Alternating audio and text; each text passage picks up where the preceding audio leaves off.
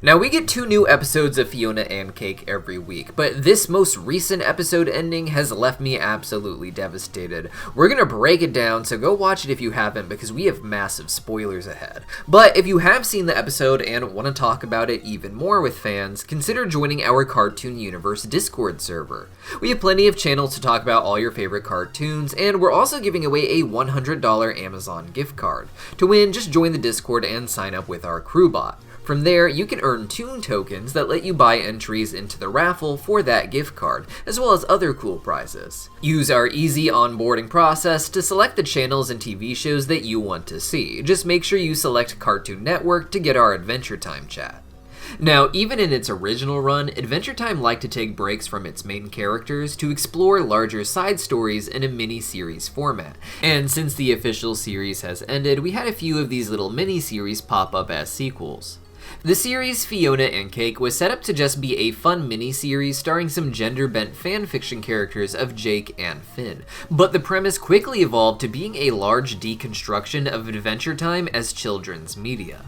While the original series took place in Ooo, with Fiona and Cake being in just an alternate version of that world, this new series instead has the characters going across the multiverse, in an attempt to find an Ice King crown that is still functional. This would turn Simon to the Ice King, giving him the power to hold the Scarab prisoner, and would make him immortal, allowing Fiona's dimension in his head to last forever, as well as return to its original magical state. Now, the original crown from this dimension was reset, making it not an ice crown, but a wish crown that was able to fuse Betty with the essence of chaos to prevent it from destroying the world. The nearest dimension we know of in the series to have an ice crown comes from the first time Prismo was actually introduced, wherein he created an alternate world where the Lich never existed.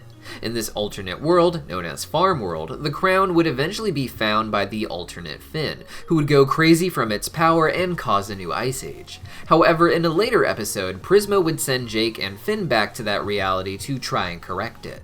While they were able to stop the Lich in that dimension from using Ice King Finn to destroy other realities, Finn knew that the crown would always cause problems for that Finn since he was already infected with its madness. Prismo fixes this using time travel, taking the crown out of the Ice King Finn's view and putting it on top of Simon again so that it shatters in the explosion when the nuke goes off. This destroys its power and Finn suddenly reverts to his human self. This time travel didn't change the events of the past, but instead, Finn still seems to remember having been the Ice King and using the crown until it suddenly vanished from his view. Fiona, Simon, and Cake travel to this dimension where Finn is now an adult with 2 kids, with his eldest son being named Jay. Jay finds Fiona and the gang and brings them back to his place after hearing them talk about how they need the crown. Because of the Ice King's history, people in Farmworld do not like magic, and adult Finn is mad that his son brought these strangers here seeking the crown and its power. No one actually knows where the crown is in this timeline, as it was teleported and destroyed, but Finn's son Jay takes the gang to the crater where Finn originally found the crown, the same spot that Prismo later teleported it to. Here, they find the crown destroyed, but using one of the jewels that survived, the remote can now bring them specifically to dimensions with ice crowns that they can try and use themselves. Each episode from here should explore another dimension with an alternate Ice King, and that's where the show's strengths are really starting to show. Each episode from here is not just an alternate Ice King, but a way to examine the history of the Ice King through how things could have gone different, making each dimension a way for Simon to examine his own mistakes. In the first dimension we jump to, we meet the Winter King, who is a well-to-do, science-minded Ice King without any of the insanity that Simon had in his dimension.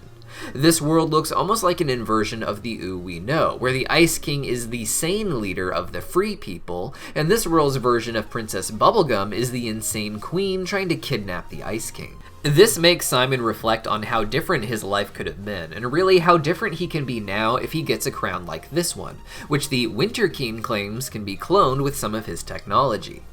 This version of Simon as the Winter King is very attractive to Fiona, who thinks of him as the Snow King she saw in her dreams at the beginning of episode 1, a handsome and heroic Snow King who she spends a lot of the episode falling in love with.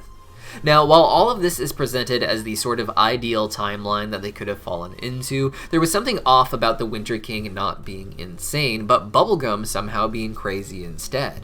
We know that the powers of the Ice Crown in the original Adventure Time series were given to it by the Ice Elemental from a much earlier age. He did not infuse the crown with his own powers, but instead found magic jewels that would make the crown grant the first wish of the person who wears it. This was in the time of dinosaurs, with this Ice Elemental having a not-so-intelligent dinosaur apprentice that he grew to have an aggressive relationship with. The crown was made so they could wish for a way to stop an incoming asteroid impact, but when the Ice Elemental is unable to put the crown on himself, his assistant Gunther put on the crown and wished that he could be like the Ice Elemental. This very simple creature had a very limited and simple understanding of the Ice Elemental, and his wish made the crown an insanely powerful item of magic, but with it came the curse of insanity. The dinosaur Gunther mostly imagined the older elemental as a mean old man with limitless power who was constantly bossing him, Gunther, around. So anyone who wears the crown now becomes this caricature of the original Ice Elemental because his wish was to be like the Ice Elemental, explaining why the Ice King calls his penguin Gunther and bosses him around as well. So this isn't an alternate reality where the wish was different, because there would be no reason for Bubblegum to be equally and similarly insane to the original Ice King of Ooo. And from here, things took a crazy dark turn in the episode.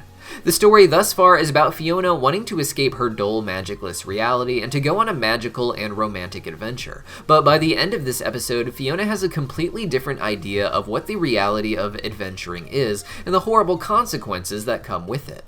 The episode ends with her trusting the Winter King over Simon, who believes from his own experience with the Ice King's madness that the Candy Queen can be taught to behave and deal with her insanity. Fiona decides to just knock her out anyways, at which point she and the Winter King have a romantic moment and they kiss. The Winter King suddenly ages rapidly in front of her, ultimately dying from Fiona's kiss as it somehow breaks the curse of the Ice King's crown. When Fiona first arrived here, she imagined that she was finally getting the fantasy world that she was meant to be in, complete with the hunk from her dreams, but after killing him with a kiss, things get even worse when she hears the truth about him. According to the Candy Queen, who reverts to a more normal-looking Princess Bubblegum, the Winter King was originally insane, but he found a spell that allowed him to project his insanity onto Princess Bubblegum. In many ways, this was still insane behavior, with his outcome being a reflection of trying to avoid that. With that in mind, a lot of what Simon dwelled on while insane was removed, including his memories of Betty, it would seem. Or else, this was a world where Betty never existed, and Simon perhaps never quite developed the heart that would have prevented him from doing this in the original timeline. In the end, Simon feels a little bit better knowing that this Simon wasn't just a version of him that would rise above the insanity and be all around just a better version of him, but it's a dark reminder that there is no real escape for what is to come for him. He has decided that his fate is to become insane again so that he can maintain the magic of Fiona and Cake's dimension for the rest of time, and any idea that the insanity could be removed due to some alternate reality quirk was proven wrong in this episode. The roots of the crown's magic as they need it are tied to its insanity.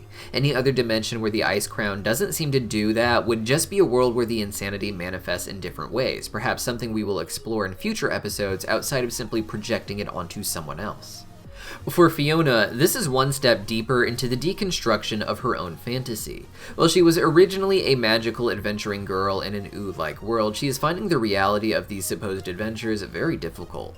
In the original Adventure Time series, the concept of consequences was just barely beginning to be explored as things planted back in Season 1 were coming into fruition in Season 10. In that time, the audience aged 10 years, and whether you were a kid, teen, or young adult when you started watching the show, something you inevitably started to think about was the real-world implications of various in-world things. This was something slowly taught to its audience over a decade by the inclusion of the very elements that this series is premised on: Prismo's time cube, infinite alternate realities, and other versions of our favorite characters existing in them, all giving different commentary on what the 10-year-long journey really means for the person you become. And while the original show ended on the note that the adventure never really ends, Fiona and Cake is about how the adventure does become more serious as you get older. Fiona wishes not for a world of adventure, but a world where everything is taken care of, where even if it seems there are very serious villains, you just happen to have the magic you need to take care of them, with the only thing you really need to be doing are just things that are fun. Her life in the magicless dimension in Simon's head is more like our world, which can have its charms, as this episode proves with its Marshall and Gary subplot, but that can still very much be mundane and more about the ever-building pressure of work required to maintain existence, none of it being just a fun adventure with your friends.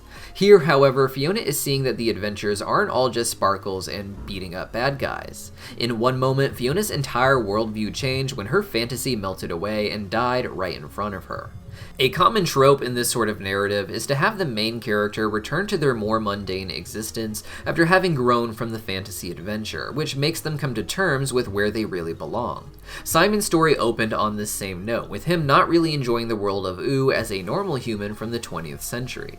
This moment of the dreamy Winter King melting in front of Fiona seems symbolic of all of her fantasy ideas melting in front of her as she deals with the complexity of these various realities, and I think it might be interesting for her to eventually return to her world without giving it magic, but instead letting it be what it would naturally have evolved into without the influence of magic and people like Prismo writing their stories.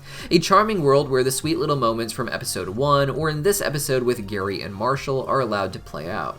But what do you think? Let me know your thoughts in the comments down below, and don't forget to join our Discord server so you could win that $100 Amazon gift card. See you guys there.